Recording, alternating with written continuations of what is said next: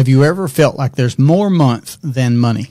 Hello and welcome to the Durham Talents channel. My name is Jesse Durham. For today's installation in our quotes series, we're going to evaluate the saying of more month than money. Now, I didn't even bother to look up the etymology or the origins of this saying. I believe we all understand what it means, even if it is new to you, but I suppose that it is going to be a pretty common saying for folks. It conveys the concept of a natural human tendency, actually. So in this book that I talk about so often, Becoming Your Own Banker by R. Nelson Nash, that's actually the first human problem that Nash addresses when he talks about Parkinson's law. Now, Parkinson's law states that we will just naturally tend to spend what we earn. Hence leading to when we're paid on Friday, for example, that's going to be spent right away. And that can, of course, leave you with more month, more time, more needs than we have the money for. And it's just a human nature. It's just something that we naturally have to address constantly. That's a perpetual human problem that we have to address or not. And then, of course, we live subsequent to the results of not addressing Parkinson's law. But let's take it another step further. Let's take it to the future where we're probably going to want more access to capital because perhaps things will take more money.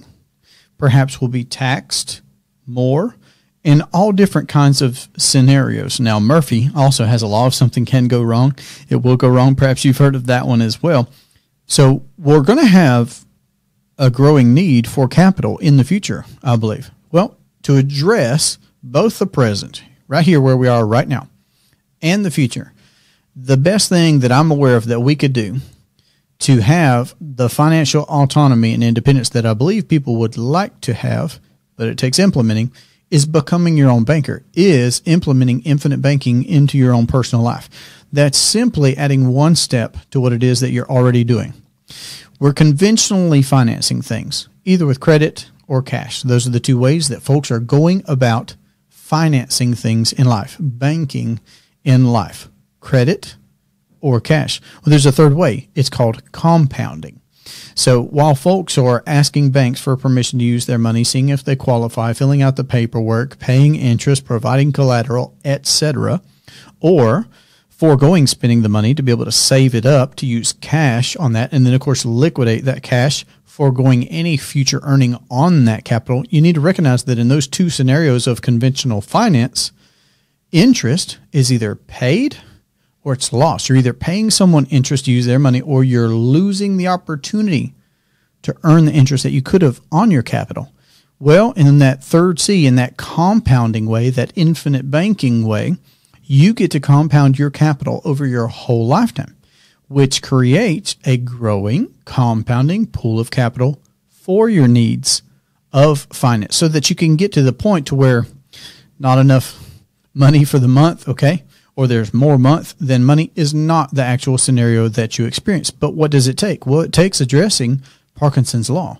It takes addressing spending all that you earn and beginning to think, where could I optimally be banking this? And when you think about that term bank, just remember what a bank actually is. Food bank, river bank, snow bank, blood bank. It's just a place where whatever the capital is amassed. Well, the bank that we're talking about, of course, is a money bank. Where do you put your money? If it's in the commercial banking system, just ask yourself some questions. Do I own that system? Do I own that entity? Do I enjoy profits from that entity? Do I enjoy dividends from the entity? Do I control that entity? So what I'm saying is just by simply changing one step, you can be your own banker. You can own that banking entity. That banking entity, again, as described in Becoming Your Own Banker, is a properly structured whole life policy with a mutual company that pays dividends. You can own that.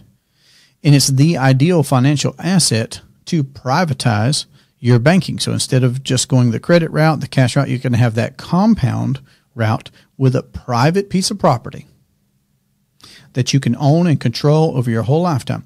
And to own that and to do banking for yourself. So there are two parts: to own the entity, the whole life policy, and then, of course, to use that policy for banking Doesn't mean that you have to change your cash flows. Doesn't mean that you have to take any additional risk. Doesn't mean that you have to lose control of your money. And it doesn't mean that you have to work any harder. So just by changing that one step, you could become your own banker and not be in that perpetual cycle of having more month than money.